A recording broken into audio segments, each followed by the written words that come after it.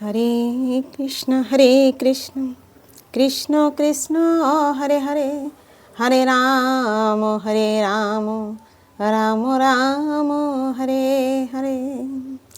গুরু ব্রহ্মা গুরু বিষ্ণু গুরুদেব মহেশ্বর, গুরু সাক্ষাৎ পরম ব্রহ্ম তস্मै শ্রী গুরবে নমঃ।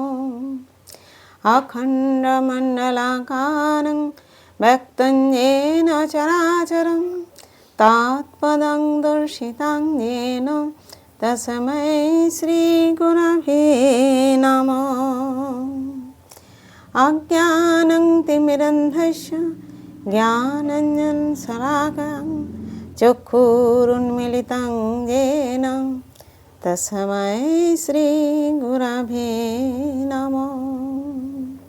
নমো ব্রহ্মণ্যদেবায় গো ব্রহ্মণহিতায় চ জগদ্ধিতায় শ্রীকৃষ্ণায় গোবিন্দায় নমো নমো।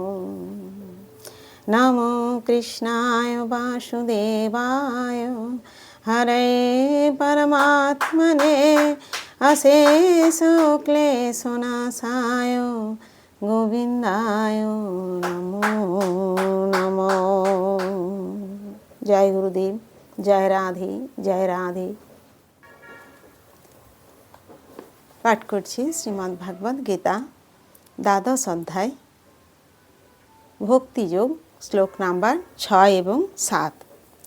যে তু সর্বাণি কর্মাণি ময়ি সংন্যস্য মৎপরা অনন্যেনৈব যোগেন মাং ধ্যায়ন্ত উপাসতে তেষামহং ভ্রমুর্বুদ্ধতা মৃত্যু সংসার সাগরাত ভবামি ন চিরাৎ পার্থ মজ্জাবেশিত চেতসাম।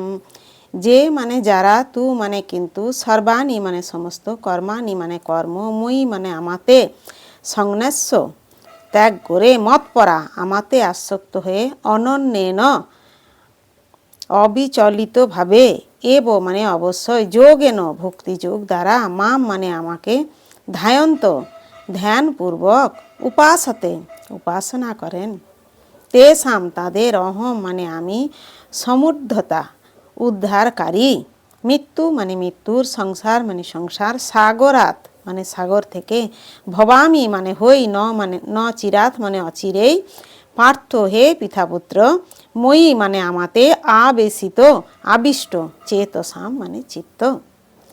অনুবাদ: যারা সমস্ত কর্ম আমাতে সমর্পণ করে, মতপরায়ণ হয়ে অন্যান্য ভক্তিযোগের দ্বারা আমার ধ্যানপূর্বক উপাসনা করেন, হে পার্থ, আমাতে আবিষ্ট চিত্ত সেই সমস্ত ভক্তদের আমি মৃত্যুময় সংসার থেকে অচিরেই উদ্ধার করি।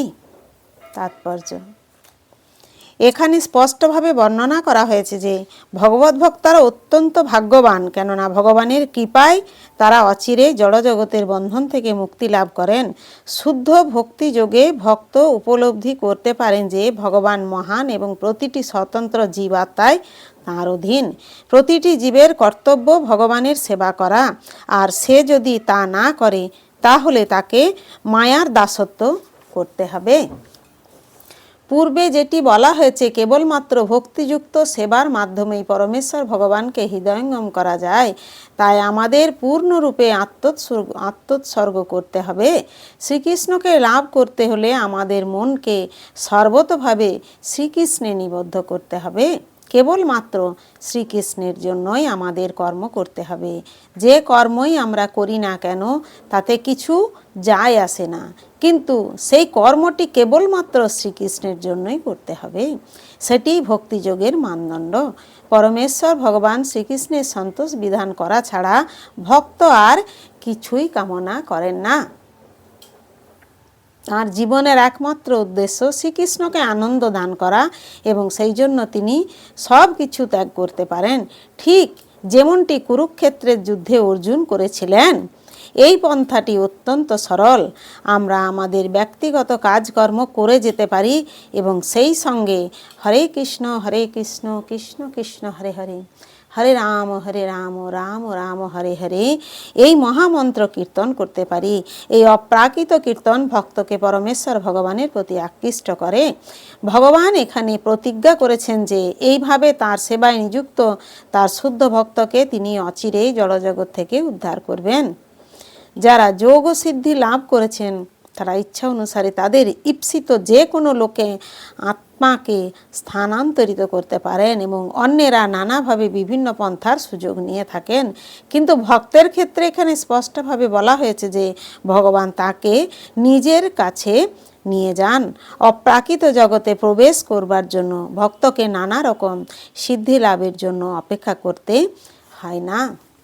হরে কৃষ্ণ কৃষ্ণ কৃষ্ণ হরে হরে, হরে রাম রাম রাম হরে হরে।